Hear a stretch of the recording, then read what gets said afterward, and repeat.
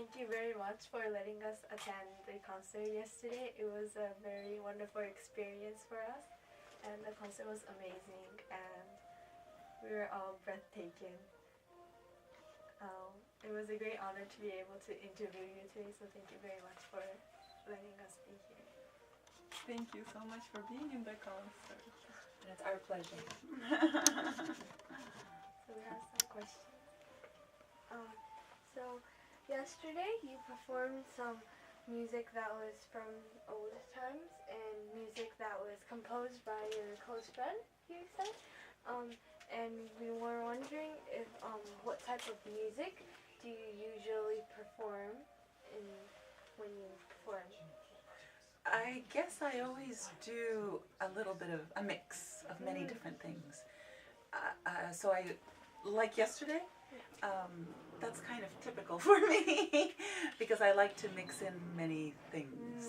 I have many different interests, and I sort of throw everything on the stage. And I think it makes it more interesting.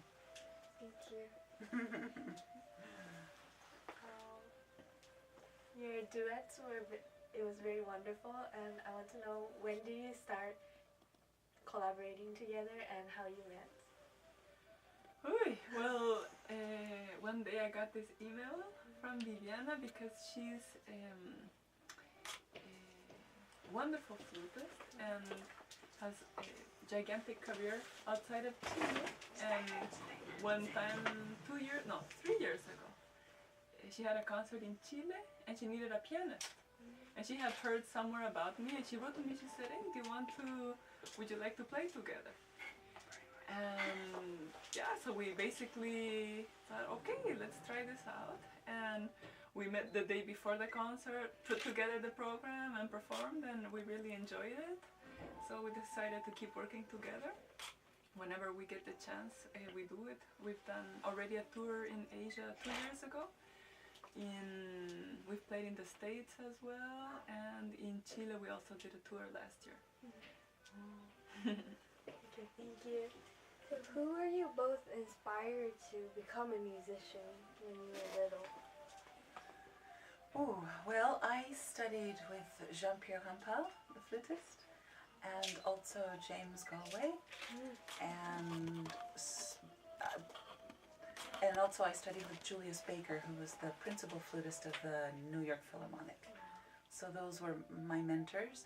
Also another flutist named Albert Tipton, and he was the principal of St. Louis Orchestra and also Detroit, and he played in the Philadelphia Orchestra too.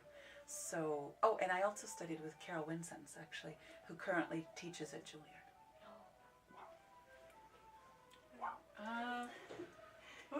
That's, for me, it's difficult because on the island everybody somehow, the children learn to walk so they can dance, and children learn to speak so they can sing, and if there's any instrument in the house, all the children want to play it. So it's kind of a very natural thing. So everybody, basically, there is a musician. And I think really to dedicate my life to it in this classical music, which is much work, but very rewarding too, I think was Sergei Babayan, my piano teacher in Cleveland.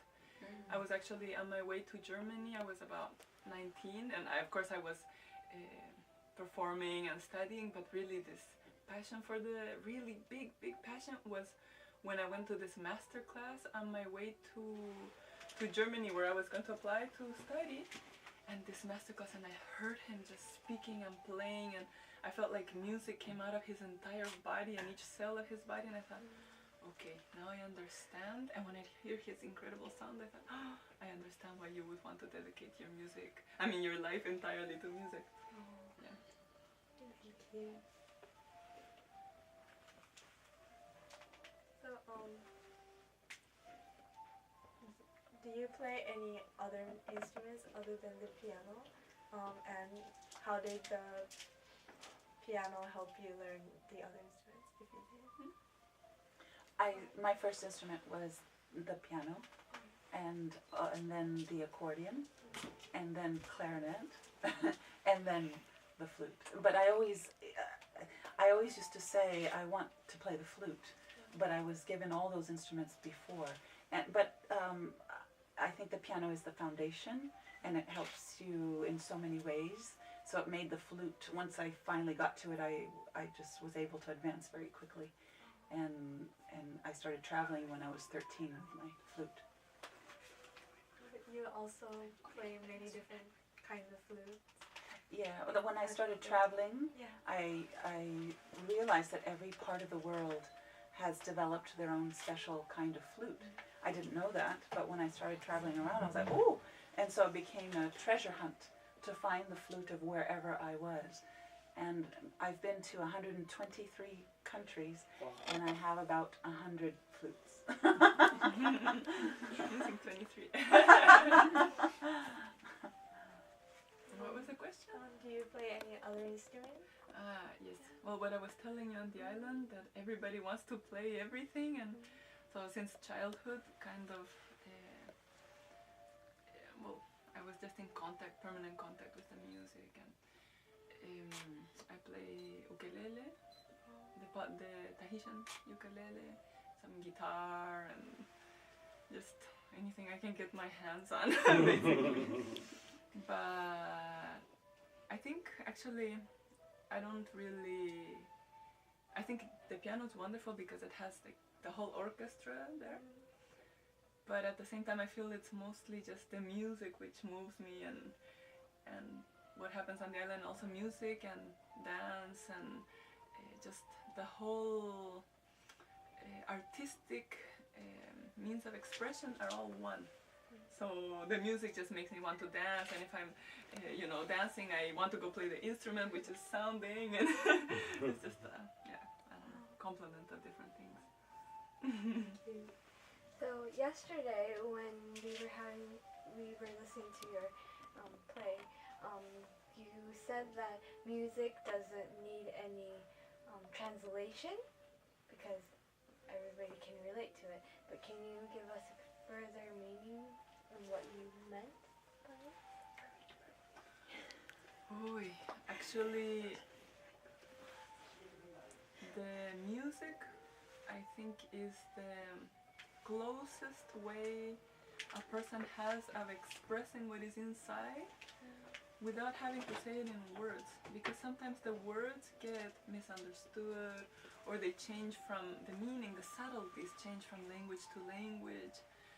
But if you feel something inside and you bring it out in any musical way, whether it's your typical Japanese music or the native Australian, whatever, indigenous people, African, Polynesian, or anywhere, or in any kind of classical, contemporary, in any form, I think if it comes from deep within, I will be able to feel that too. And that's what unites people.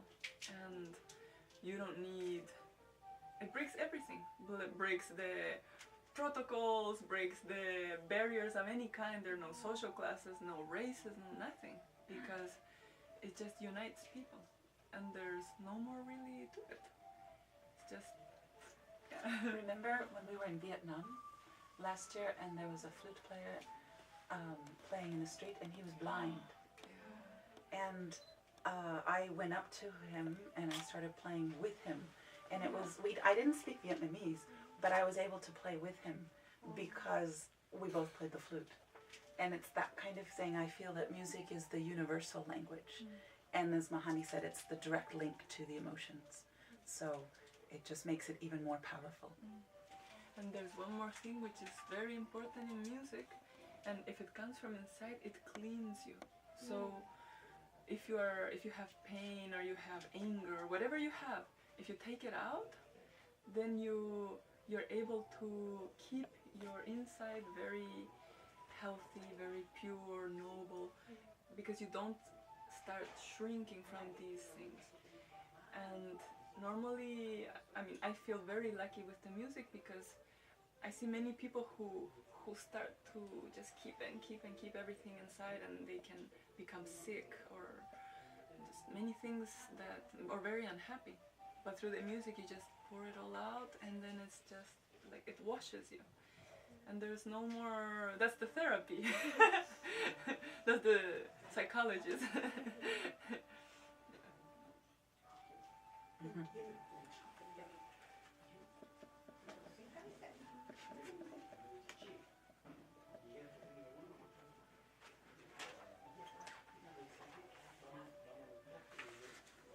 So I've read that you both have been featured in many different means of media. But can you tell us about your achievements?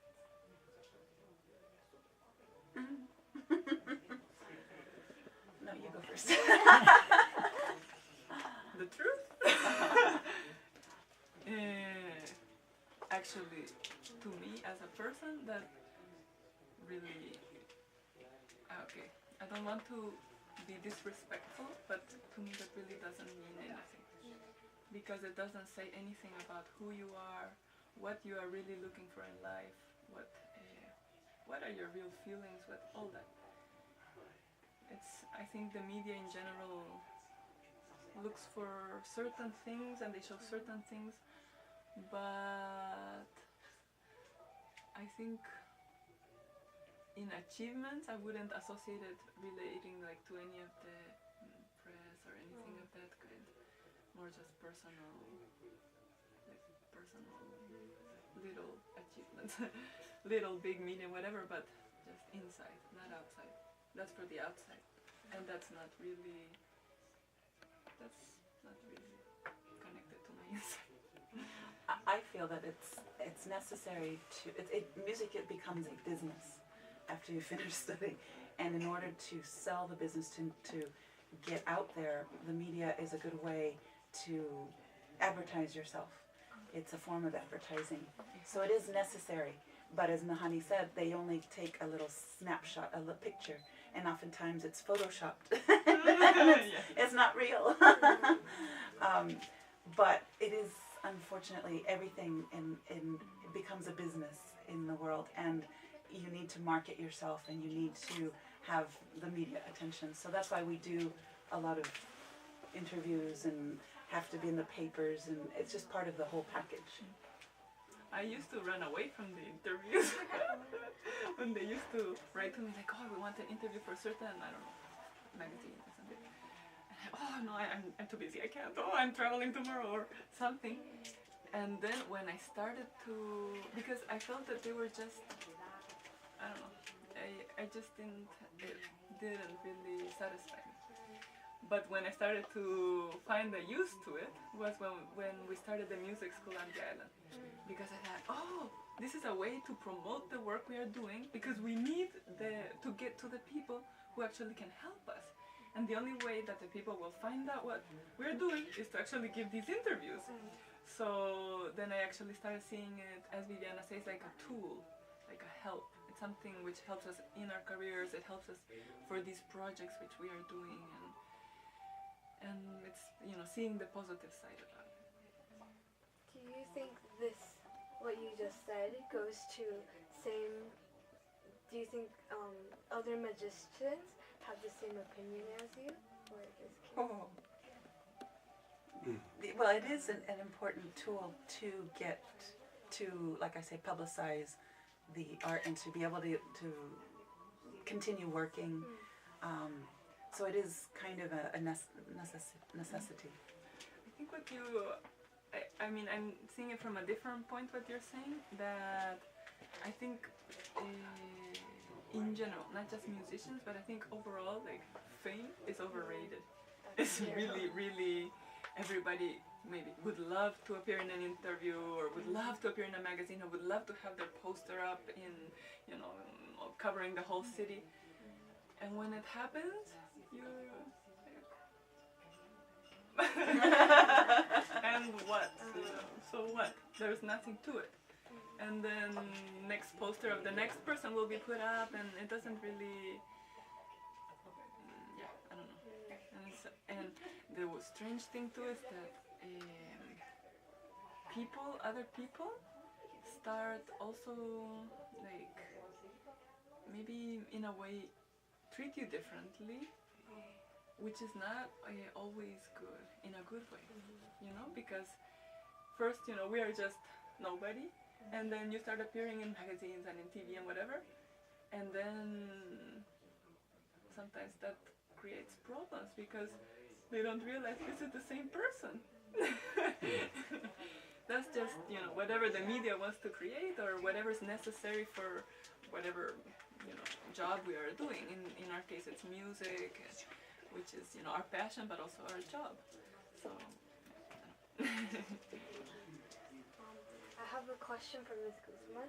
So, yesterday you performed with the two of you, but I saw a video of you playing with the orchestra, and I'm guessing that it feels different when you're playing with a small group or with a big group, and I think it's an experience that only some people get. So I was wondering if you can tell us how. Like I said before, I'm attracted to a variety of types of music, also a variety of instruments, and I treasure a time when I play with just Mahani, and it's just different when I play with the orchestra. And sometimes I play with guitar, sometimes with the flutist in Vietnam. And each one is unique and beautiful, as each one of you are as well. You have your own special talent, and when I speak to you, it's beautiful, and when I speak to her, it's beautiful, and it's that, you know, it's each one is unique, and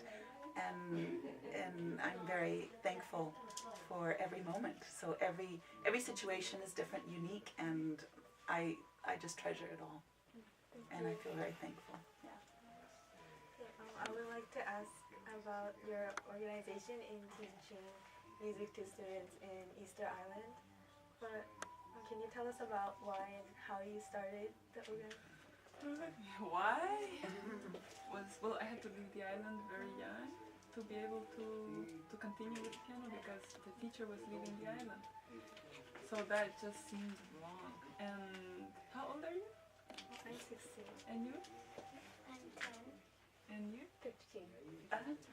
So, yeah, I was about your age when I left, but at that time I wasn't conscious really of the situation, but I just could not adjust to the new place I had gone, and I just suffered so much. I wanted to go back and was just miserable most of the time.